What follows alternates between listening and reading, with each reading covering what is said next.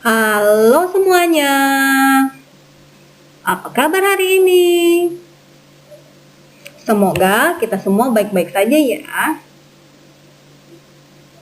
Pada pagi hari ini, kita akan belajar tema 1, subtema 4, pembelajaran 1, mengenai pertumbuhan dan perkembangbiakan tumbuhan. Simak dan perhatikan penjelasan dari Miss Yati berikut ini. Pertumbuhan dan perkembangbiakan tumbuhan.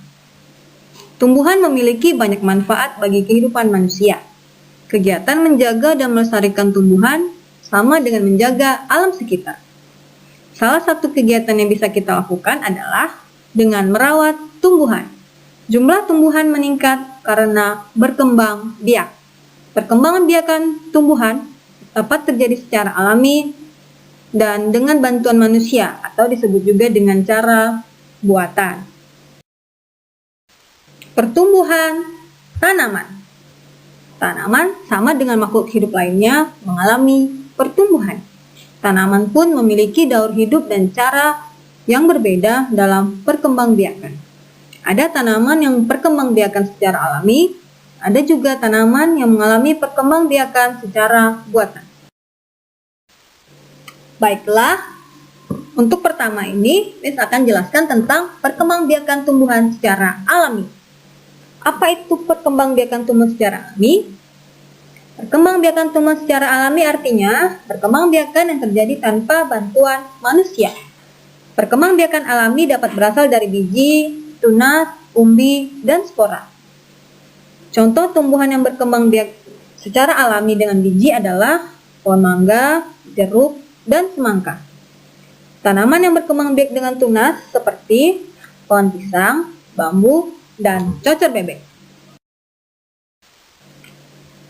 Perkembangbiakan tumbuhan yang kedua yaitu perkembangbiakan tumbuhan secara buatan. Apa itu perkembangbiakan buatan? Perkembangbiakan buatan adalah proses perkembangbiakan tumbuhan dengan bantuan manusia.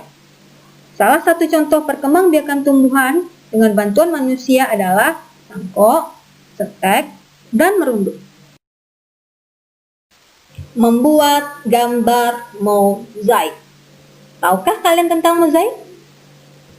Mozaik adalah karya seni tempel yang mengkombinasikan kepingan bahan yang disusun membentuk sesuatu sesuai yang diinginkan. Kepingan bahan bisa berupa kepingan kertas, kepingan kulit telur, kepingan keramik, kepingan kaca, daun, batu, dan lain-lain sebagainya.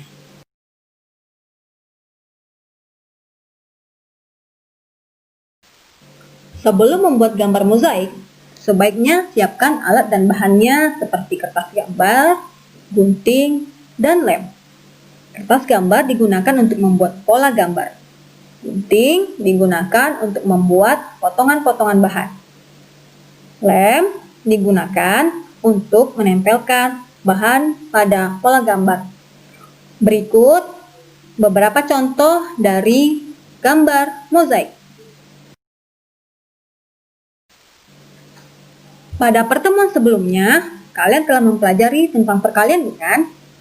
Nah, sekarang kita akan mempelajari tentang pembagian. Apa itu pembagian? Pembagian adalah pengurangan tanpa sisa. Tahap pembagian meliputi membagi, mengalihkan, mengurangi, dan menurunkan.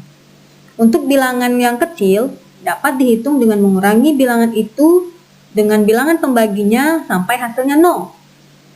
Tapi, untuk bilangan yang besar, cara yang lebih mudah adalah dengan cara bersusun.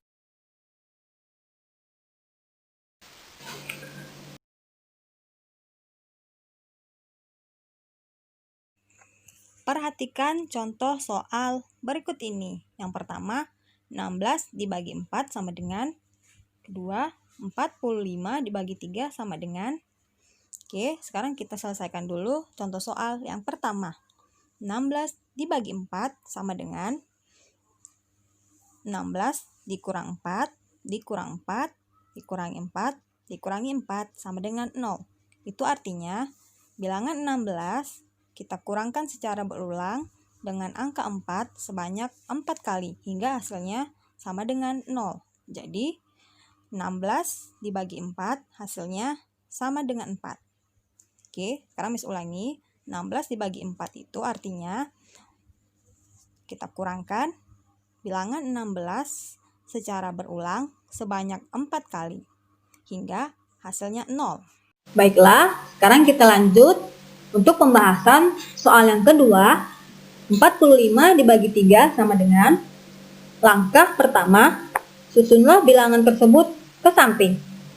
Langkah kedua, bagi 40-an dengan 3. Kita tahu bahwa 3 dikali 1 sama dengan 3. Tulis angka 1 di tempat puluhan pada hasil bagi dan letakkan angka 3 di bawah angka 4. Kemudian kurangi 4 dengan 3. Langkah ketiga, turunkan 5 dan bagi 15 satuan dengan 3. Kita tahu bahwa 3 dikali 5 sama dengan 15. Tulis angka 5 di tempat satuan pada hasil bagi dan letakkan 15 di bawah angka 15. Kemudian kurangi 15 dengan 15. Untuk lebih lengkapnya, lihat contoh berikut ini pada halaman 131 di buku tematik ya. Jadi, hasil dari 45 dibagi 3 sama dengan 15.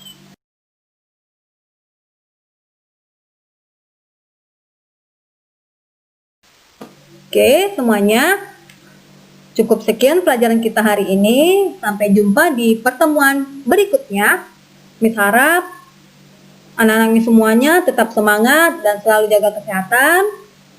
Jangan lupa pakai masker, ikuti protokol kesehatan ya. Salam semangat. See you.